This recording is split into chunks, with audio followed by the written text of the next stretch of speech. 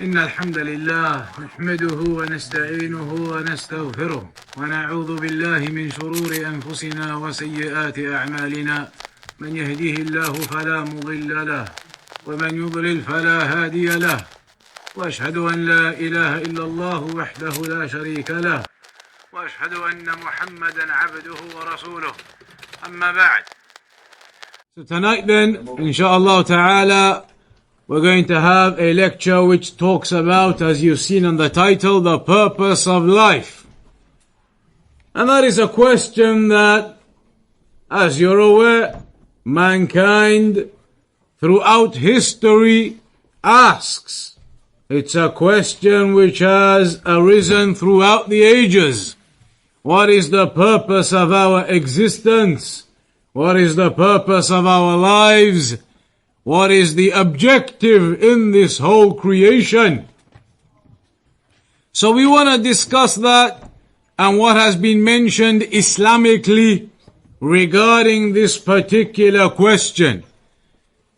What we can say absolutely and definitely, firstly, is that there is no doubt of the existence of the Creator, that there is a God, that there is Allah subhanahu wa ta'ala, Allah who created all of this universe.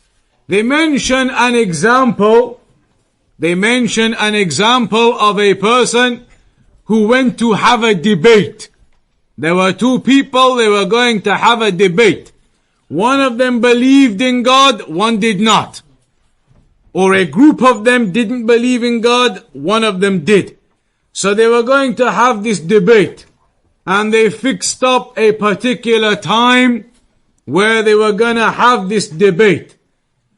So the ones who didn't believe in God, they were waiting for the other guy to come. The Muslim who did believe in God. He was late though. He arrived very late for the appointment they'd made.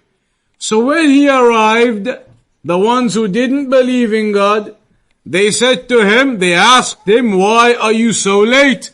We had arranged a particular time for this particular conversation and debate and this dialogue that we were going to have. So why are you late for the appointment we had made? He said to them that, you know what? Today, earlier on, I was out on the sea. I was in a boat out on the sea. And the storm came in and it got a bit rough and my boat sunk. So then I was stranded out in the sea, trying to get back to the beach. But then he says, coincidentally, I got helped out because when the storm was going on and it was crashing around, the winds were crashing around on the beach, on the trees, they happened to blow the trees apart. Branches from the trees were broken off. Twigs were broken off. And all of these branches and twigs, they flew about in these gusts of wind in the storm. They crashed into each other, these branches and twigs, and they coincidentally happened to crash into each other and get stuck. A bunch of them in the shape of a dinghy, a little boat. They all happened to just crash into each other, all of these branches and these twigs in the storm that were ripped off the trees, and they crashed into each other and they stuck together into the shape of a boat, and that landed next to me. Blew around in the wind and landed next to me. So he said, that was good for me, coincidence that happened. So I got into that little boat. I managed to row back to the beach. And that's why in the end I've ended up coming late to the meeting. So now then, when he gave them this explanation as to why he was late, all the guys who were waiting for him, the ones who wanted to discuss with him because they didn't believe in God, they said to him, that explanation of yours as to why you're late for our debate today is absolutely ridiculous. You're talking nonsense.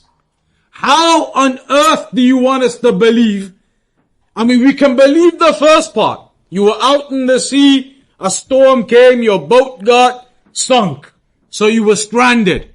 But how on earth do you want us to believe the second part of your story? That the storm was going on and it blew apart the branches from the trees? Yes, that's okay. But then you want us to believe that these branches were crashing about in the winds and they crashed about just right to end up making the shape of a dinghy, a little boat, without any holes. The branches linked just right in the wind. They crashed together just right and they landed in the ocean next to you. You want us to believe that? Do we look stupid? Salam. So they didn't believe his story. They didn't believe his story as to why he came late. They said that second part, you must be making it up. How on earth do you want us to believe that the wind can break off the branches of trees? That's okay. But then the wind blows them around and they crash into each other and coincidentally just crash in the right way that they make the shape of a boat without any holes and it floats and you got into it and came back to land. They said you're just mocking us. You're just making fun of us. That can't be the reason why you're late. That doesn't ever happen. That's impossible. Branches can't just hit each other in the wind and happen to make the shape of a boat. That doesn't happen. It requires skill. Requires a craftsman to get that wood and shape it just right and put it together just right and nail it in just right to make sure there's no holes or anything. That requires a craftsman. Requires somebody with skill to do that. You can't expect us to believe the wind just blew some branches off and they happen to hit each other and fall in line just right like a boat. That's ridiculous. So then that man said to them in response, he said, well, in that case, if you cannot believe me, you cannot believe me that a few branches crashed into each other and made the shape of a boat. You don't believe that can happen by itself. And can it? Is that something believable? No matter how strong a storm is, will a storm ever break off the branches of the trees and they'll crash into each other just right into the shape of a boat that floats? Would that ever happen? Of course not. He said to them, if you can't believe that could happen, then how is it that you believe the whole of the rest of this world, all of the mountains and the rivers and the lakes and the trees did just happen to fall down just right and make all of this world by themselves? You don't believe that a few twigs and branches can come together in the wind and make the shape of a boat? You don't believe me? Then how on earth do you believe this whole ocean came together just right? And these valleys and mountains came together just right? And the gravity on this earth came together just right? Everything, the ecosystem and the chain of the animals, how they eat one another, and the branches, the twigs, the vegetation, the shrubs, all of that ecosystem you believe did just come together by itself, but you won't believe me that a few branches came together to make a boat? So now, they had no reply. They had no response, because now they knew that he had a point. He had a good point on them. How can you say that you don't believe branches can come together in the wind by themselves into the shape of a boat? You don't believe that. You won't believe my story on that. But you do want me to believe that this whole world with all of its complexities came together by itself? That can't be. That can't be the case. If you know a boat isn't just gonna make itself, branches are never gonna crash together and stick together perfectly in the shape of a boat that floats. You know that's not going to happen by itself. Then you should know, obviously, logically, that this whole world couldn't have just come together just right by itself. Surely there must have been a creator. Surely there must be a creator. When you see the size and the magnitude of the sun, and you see the size of this earth and everything in it, you see the ants and the small insects. Think about those small insects. How that tiny insect has life. It has organs within its body. It has legs it moves with. It has eyes it sees with. Tiny insect like that walking around. Millions and billions and trillions of them on this earth. When you think about the trees, they say there are trillions of trees on this earth. Not just billions, trillions. All of this, and then all of the other planets in the system. Is it really logical to believe that they just appeared? That is the most illogical belief. To believe that they just appeared. And that is why they have a saying. They have a saying. They say if you're walking along in a desert, an absolute desert everywhere. Desert all the way down there. Desert all the way down there.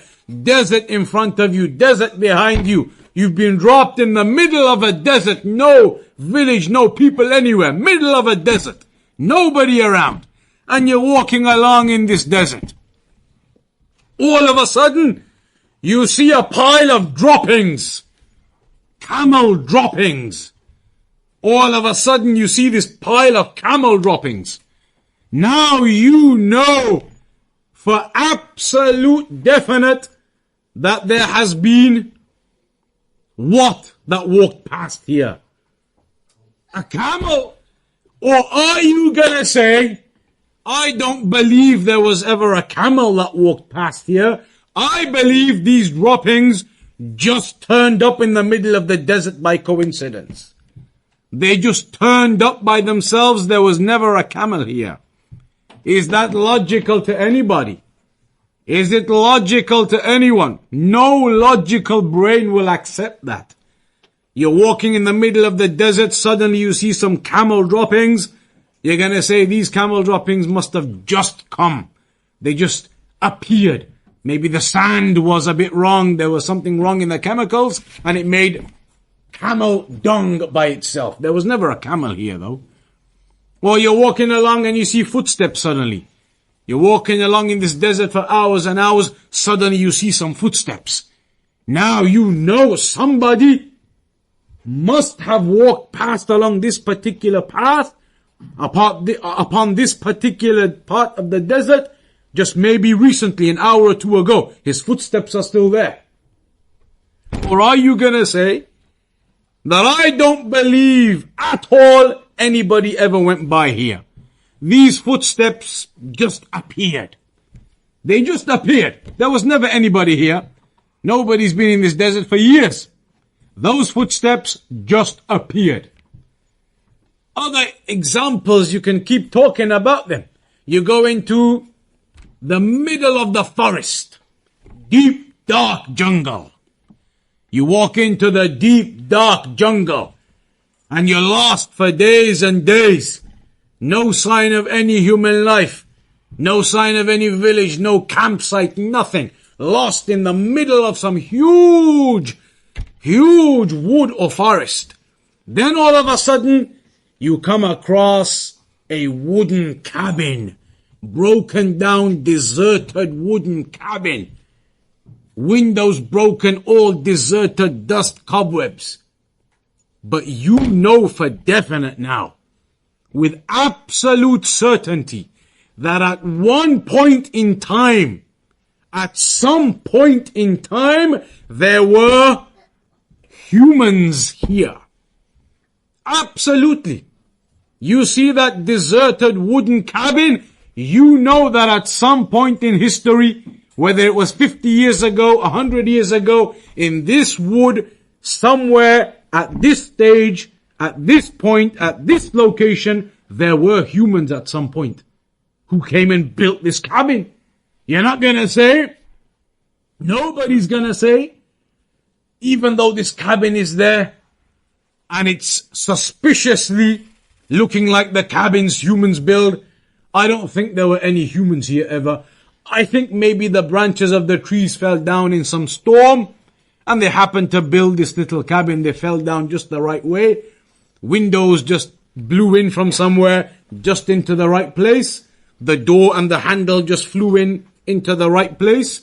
It must have just been some storm, got the wood and everything, hit it together, made the shape of a hut or cabin.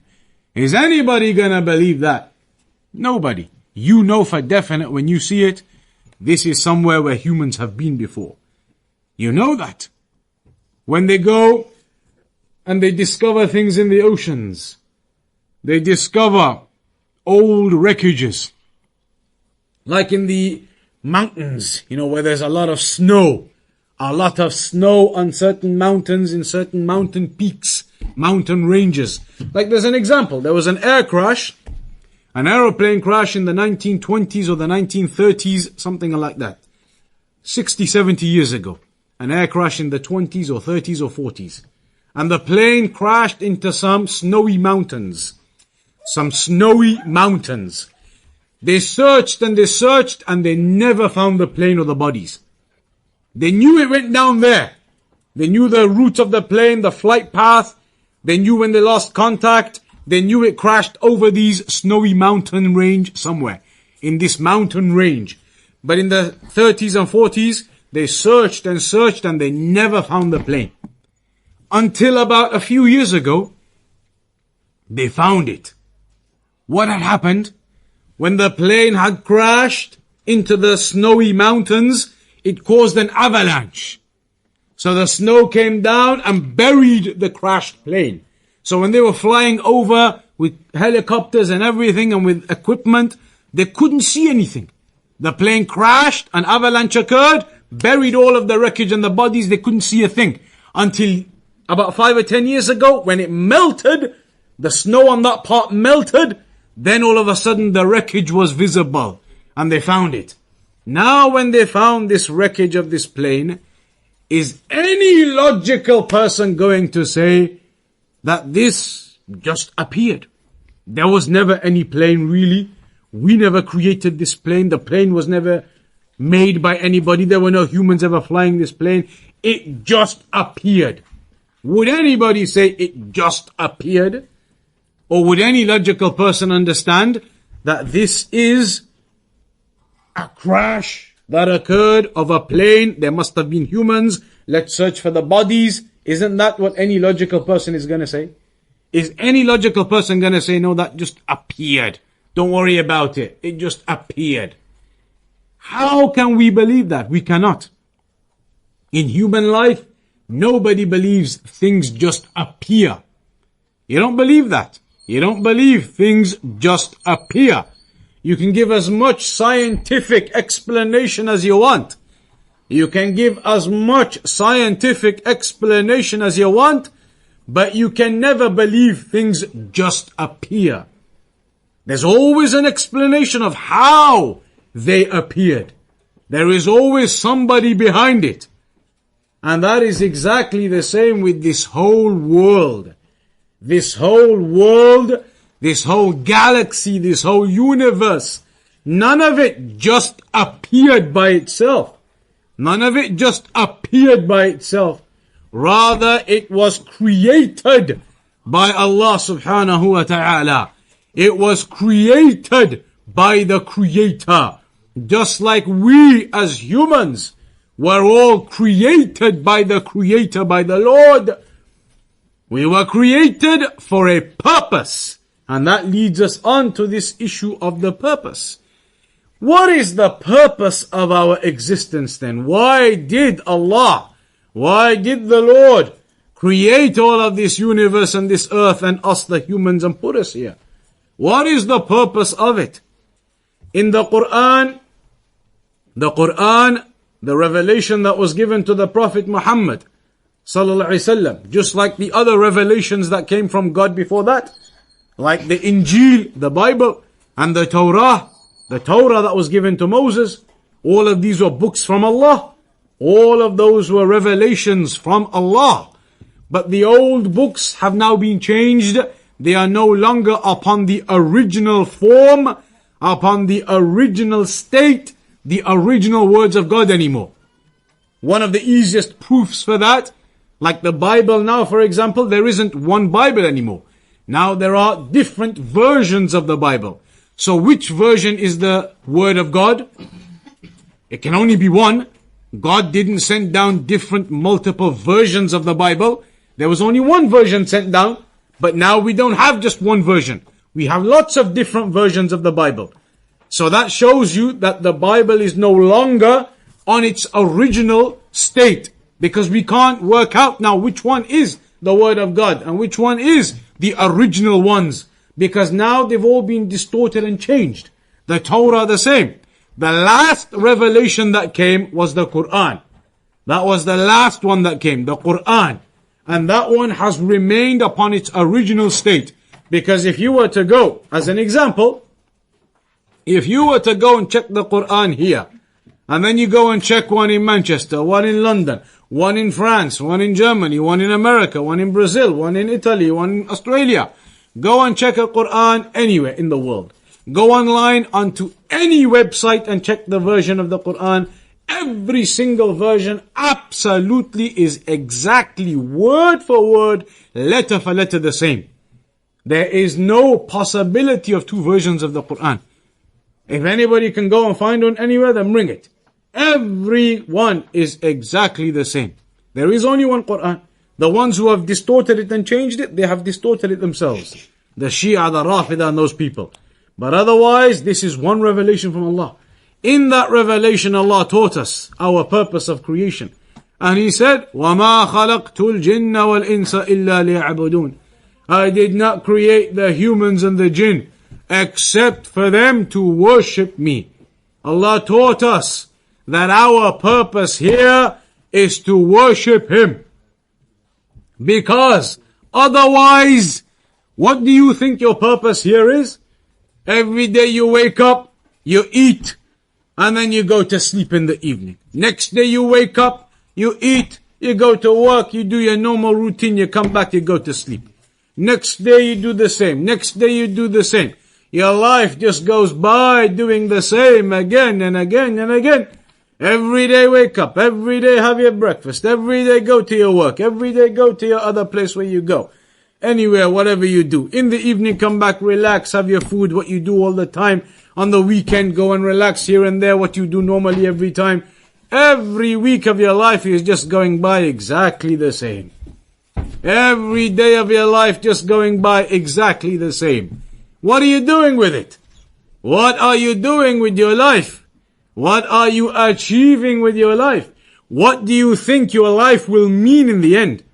If you think that this whole life, you are just gonna carry on and do your routine week in, week out, day in, day out, the same routine all the time until you die and then you get buried and that's it. You think that's it. Your life is useless, then your life is worthless. If you think this life is just this life and there will be no afterlife, then your life is useless and worthless no matter what you do with it. You could become the richest man on the face of the earth. And you could buy yourself whatever you want. But at the end of it, one day you're gonna die. Doesn't matter how much money you've got, how much cars, palaces, aeroplanes, yachts. Doesn't matter what you've got, one day you're gonna die. And when you die, if you believe that's it, that is it, there is no afterlife, then what did you achieve in your life? All you achieved was a few years of relaxation, a few years of luxury, and now you believe you're just going to be dead in the ground forever. So, what was the point of your life then? What was the point of your life if you believe at the end of it, you're just going to get buried and that's it? There is no other goal behind your life. In that case, if you believe all it's gonna be is that you get buried and that's it, there's no afterlife, then no matter what you do in your life, it's useless. No matter what you do in your life, it's worthless. It's worthless and useless. If you believe at the end of it, at the end of all of that hard road, you're just gonna get buried and you're just gonna disintegrate into the soil, and that will be the end of it forever. In that case, you may as well not bother doing anything in your life. You may as well not bother doing anything. If at the end of it there is no light, there is no light at the end of the tunnel, at the end of it, it is just a dead end. You're gonna get buried and disintegrate and that's it. Rot away forever. Nothing else happening. Then you've got no purpose to your life.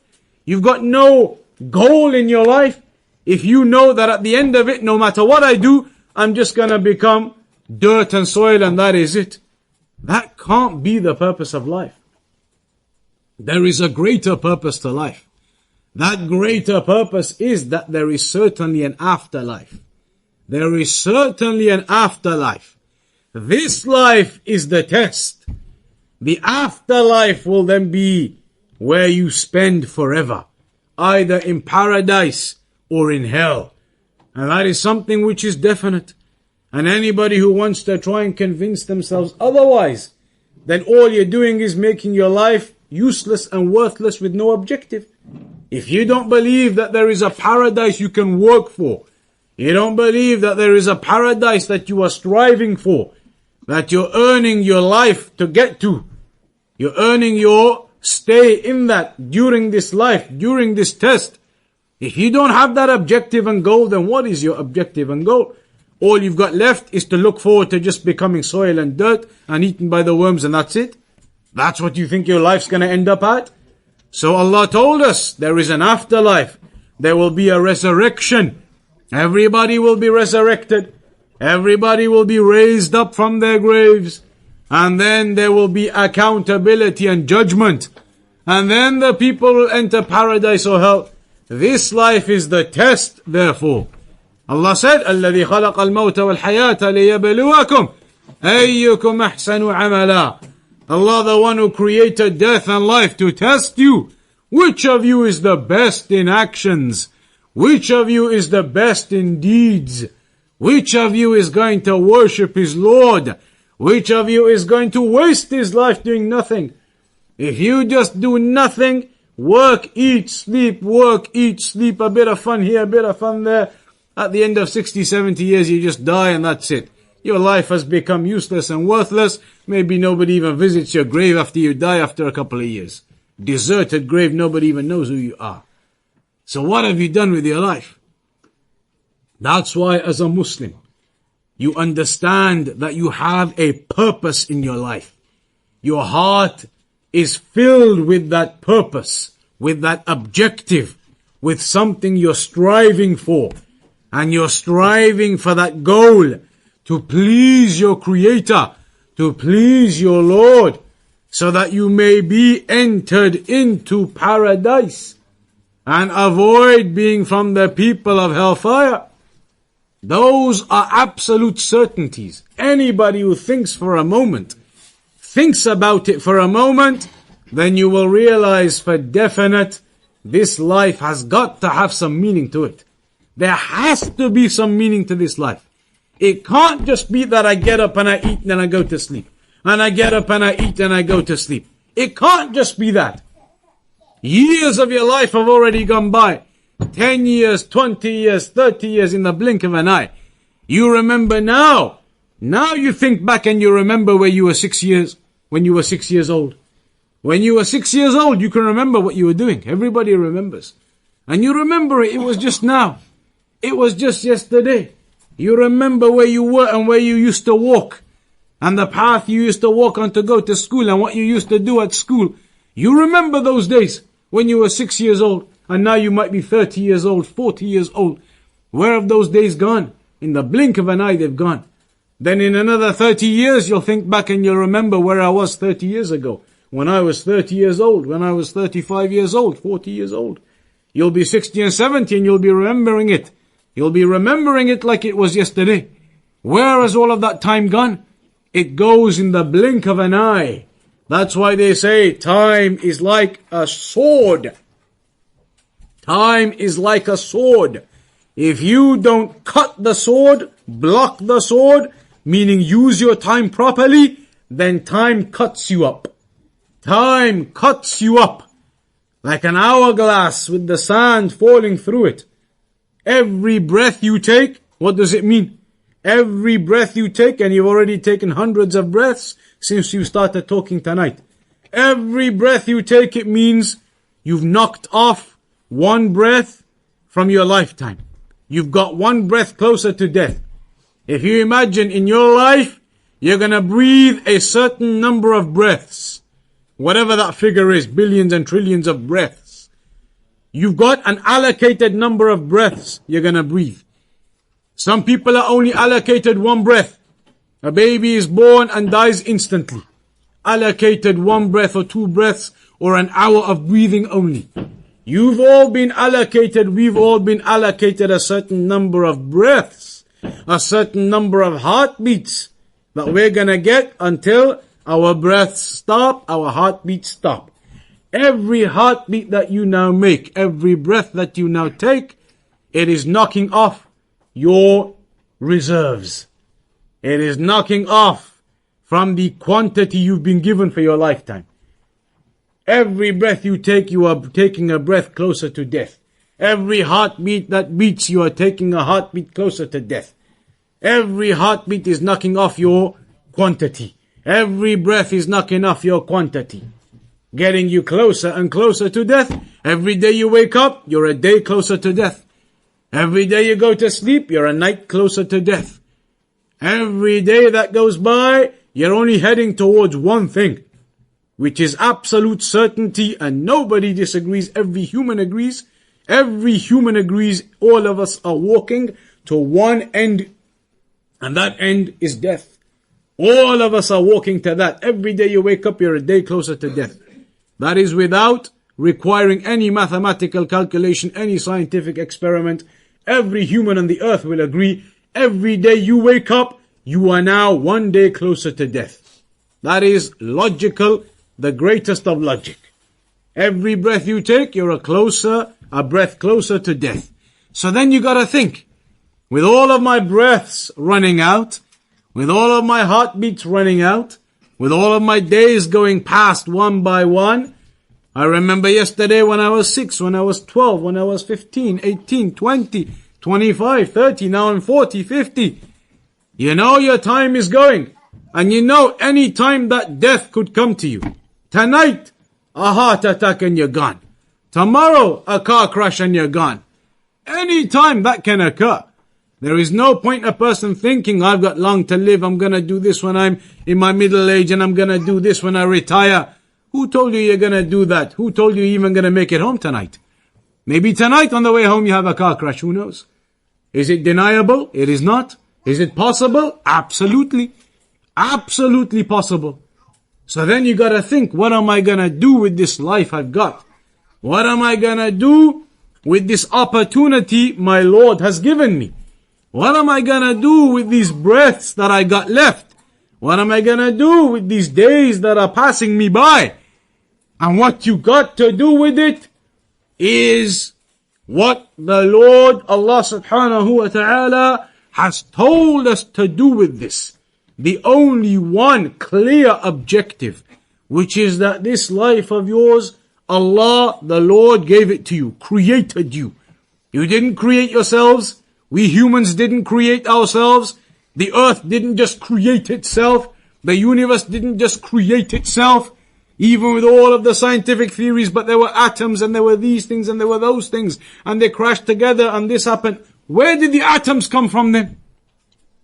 All of those atoms and chemicals that the scientific theories say crashed together to make the Big Bang. Where did the atoms and the chemicals come from in the first place? Where did they come from to make the Big Bang? Then they say, but they came from other chemicals and atoms that were in the atmosphere, that were in space. Where did those ones come from then? You keep going back and back and back, and eventually you get stuck. Because everything has to come from something. Eventually the scientists have to say that there is a point where you just get stuck. you just cannot explain any further.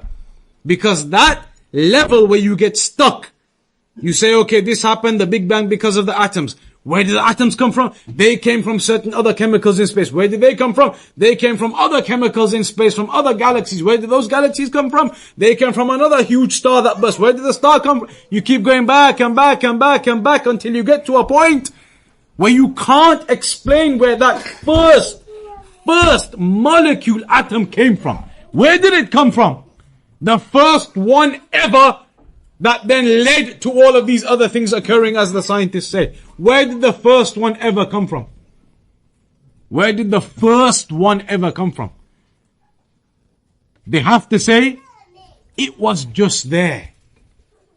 It was just there. The atoms and the molecules at the beginning were just there.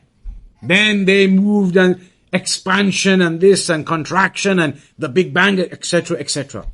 The first thing was just there. Well, in that case, if the first thing was just there, it was just there. This building that we're sitting in right now, do you know nobody built it? No humans or construction team or bulldozers was ever here. One day the people woke up and they came, and lo and behold, this building was just here. So we thought to ourselves, it's convenient, let's use it to do these talks in. Anybody gonna believe that? You cannot, a human cannot believe something was just there. This bottle right now, how did it get there? Was it nothing and then we turned around and looked back and it was just there? It wasn't just there. Somebody came and put it there. Somebody came and put this bottle here today. How did this mic get here? Did it just appear? Did we close our eyes, open them, and there you go, the mic's there, let's start? Somebody put it there. This whole universe didn't just appear by itself. And there is nobody in the world who can say it just appeared by itself. If you say it just appeared by itself, then you've not given any answer to anything. Your answer is the most illogical. So we know that there is a creator. We know there is a Lord who created the universe, created us, and gave us reason to be here. And that reason is to worship Him.